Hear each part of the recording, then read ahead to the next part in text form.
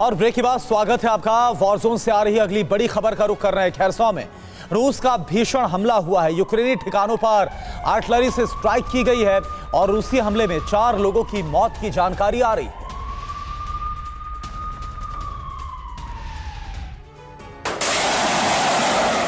Ukraine के कई अहम फ्रंट पर जंग अब निर्णायक मोड पर आने वाली है। बाखमुत और उगलेदर के बाद यूक्रेन के खेरसोन और मरियंका में जो घमासान मचा है उसमें तय है कि यूक्रेन एक साथ कई इलाके खो सकता है। रूसी हमले का दिल दहला देने वाला वीडियो खेरसोन से आया है, जो कि रिहायशी इलाके पर जमकर शेलिंग की जा रही है। रूसी गोलीबारी से खेरसोन की दीवारें छलनी हो गई हैं। कई घर खंडहर में तब्दील हो चुके हैं। रूसी गोलाबारी में 4 लोगों की मौत हो गई, जबकि 5 लोग घायल हो गए। पिछले 24 घंटे में खेरसोन पर 97 से ज्यादा रूसी हमले किए गए हैं। खुद यूक्रेनी राष्ट्रपति जेलेंस्की ने कहा कि रूसी सेना बाखमुत, खेरसोन समेत कई शहरों में लगातार आगे बढ़ रही है और हर तरफ तबाही मच रही है। खेरसोन में मची तबाही की तस्वीर देखने के बाद जेलेंस्की ने कहा कि यूक्रेन के लिए हथियारों के नए विकल्प खोजने होंगे। जंग का दूसरा मुहाना डोनेट्स्क का मरियंका है, जहां आर पार की जंग चल रही है। हालांकि यहाँ यूक्रेन भी जोरदार पलटवार कर रहा है। यूक्रेन का दावा है कि उसने रूस के 5 टैंक तबाह कर दिए और 7 रूसी बख्तरबंद वाहन बर्बाद कर दिए। और इस बीच खबर ये आ रही है कि रूस को यूक्रेन में केमिकल अटैक की आशंका है। रूसी केमिकल एंड बायोलॉजिकल फोर्सेस के चीफ का ये दावा है, जिसमें जानकारी ये है कि बदनाम करने की साजिश कर रहे हैं पश्चिमी देश। ये रूस की तरफ से कहा गया है। जवाब में पश्चिम देशों ने कहा है कि पुतिन खुद रच रहे हैं ऐसी साजिश।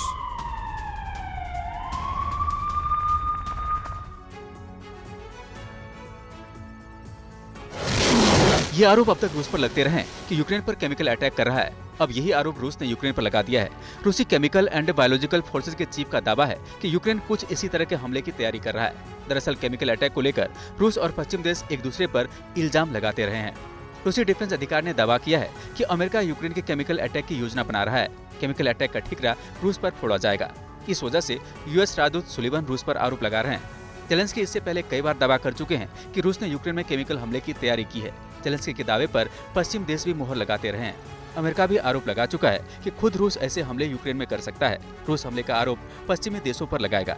वह रूस में लगातार ऐसी अफवाह फैलता रहा है, यानी दोनों एक दूसरे के दावों को खारिज कर रहे हैं। लेकिन रूस के ताजा आरोप से ये सवाल उठने लगे हैं कि क्या यूक्रेन केमिकल हमला कर एटमी युद्ध की बुनियाद रखने जा रहा है।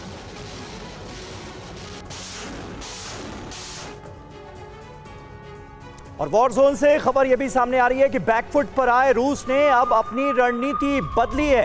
वैगनर ग्रुप की तर्ज पर हमले की तैयारी की जा रही है। सोर्सेज के हवाले से यह अहम खबर, रूसी सेना भी अपनाएगी वैगनर फोर्सेस वाली रणनीति।